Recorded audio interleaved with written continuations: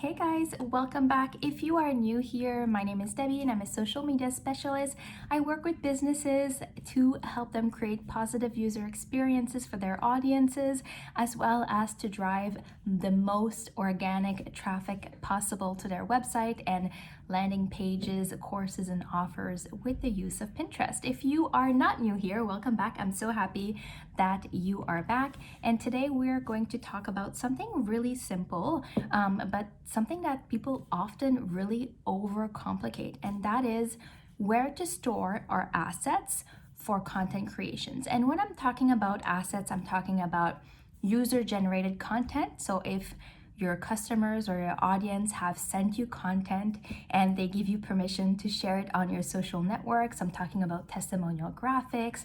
I'm talking about blog posts, seasonal promotions and seasonal content, special launches, anything that we need to plug in to our social media strategy on a regular basis, not only to grow our audience, but to make more sales.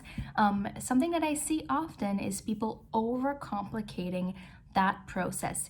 I see a lot of businesses doing this really well, and then I'll see businesses using 5 or 6 different programs to store everything that they need, and then it makes their lives and the lives of their teams not the easiest when it comes to creating content and visualizing their strategy and their content calendar. So follow along this tutorial and I'll show you how I organize in a simple manner my assets on a monthly and quarterly basis to make it easy for myself and my team to pull content when it's needed.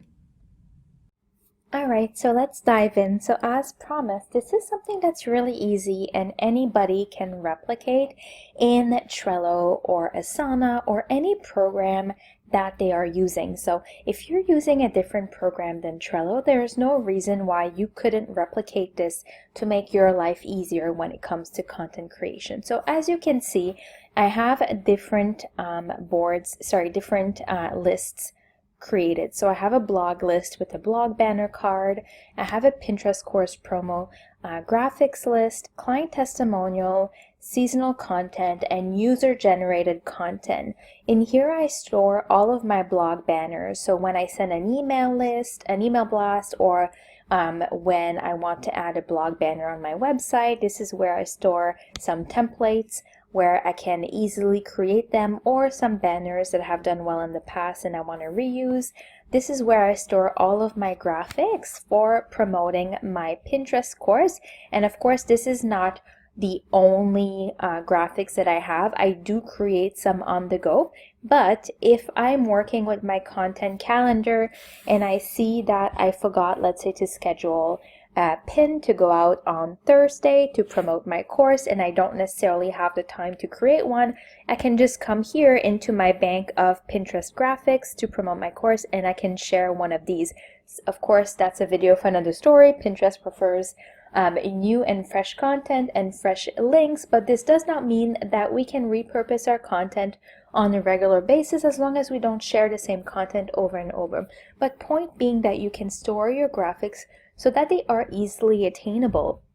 Another thing that I love sharing in my with my content are client testimonials. So client testimonials are a great way to build social proof as well as to help prospective buyers in their buyer's journey. So I will share social media testimonials from social media clients, student testimonials from past courses I've had, as well as some Pinterest course testimonials. These are all things that I like to keep in my arsenal and I like to add in my content, as well as my seasonal content.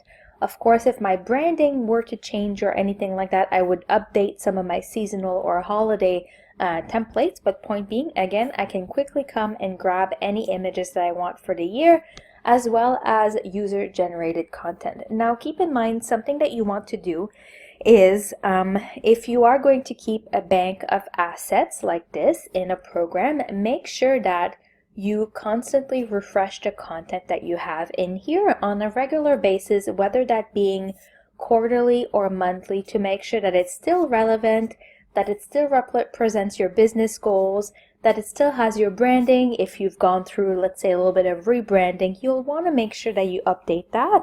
But Having some of these assets really easily accessible will make your job easier when it comes to creating your content and scheduling some of that content.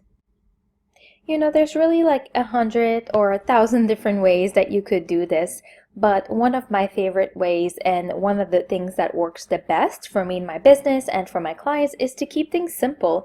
And by preparing in advance, you know, if you know that you have a goal to sell X amount of courses or products and you've created so many beautiful graphics with your designer, it's a great place to, you know, it's a great idea to store all of your assets in one place so that they're easily accessible by yourself or by your team members when you create your calendar and when you schedule your content. There's no need to work with 100 different programs when we can keep things simple. And of course, every businesses, depending on their goals and depending on the type of business, this may or may not work for them. This is why I mentioned that there's a million different ways that you could do this. But for me, having these things at my fingertips where I can just, you know, grab and go makes my life easier. And of course, I schedule and plan my own content as well for my business in advance. But sometimes, you know, things happen and our content calendar will not always 100% stay intact. We may come up with new products.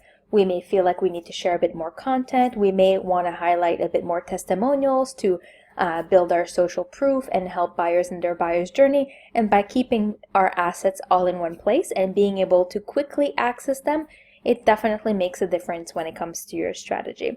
So I hope that you found this video helpful. And if you have any questions, let me know in the comments.